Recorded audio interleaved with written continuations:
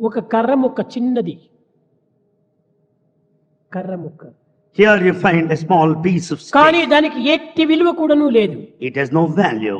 కానీ ఆ కర్ర ముక్కని అగ్నితో ఫ్రెండ్షిప్ చేసినప్పుడు ప్రకాశమును పొంది కట్టగడపటికి తన రూపంని నిర్మూలం గావించుకొని అగ్నిస్వరూపాన్ని పొందుతుంది. But the same valueless small piece of stick, when it's kept in fire, it loses its form and shape and transforms into fire ఒక చిన్న itself. నీటి బిందువు కొన్ని నిమిషముల చేతిలో పట్టుకున్నప్పుడు ఆవిరిగా మారిపోతుంది.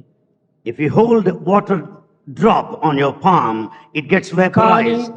అట్టి నీటి బిందువే సముద్రంతో కలిసినప్పుడు సముద్రాకారాన్ని పొందిపోతుంది. But the very drop of water, when it's mixed in sea, it assumes the form of ocean itself. కనుక మానవుడు తన జీవితాన్ని సార్థకం చేసుకున్నవలనన్నా, మానవత్వాన్ని గుర్తించవలనన్నా, దివ్యత్వాన్ని పొందవలనన్నా భగవంతునికి సమీపంగా వెళ్ళాలి.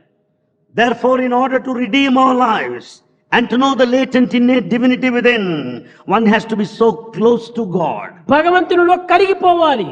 One has to melt in the divinity. అప్పుడే తన యొక్క తత్వం కూడాను నిరూపించడానికి వీలవుతుంది. Then it's possible to know one's own self.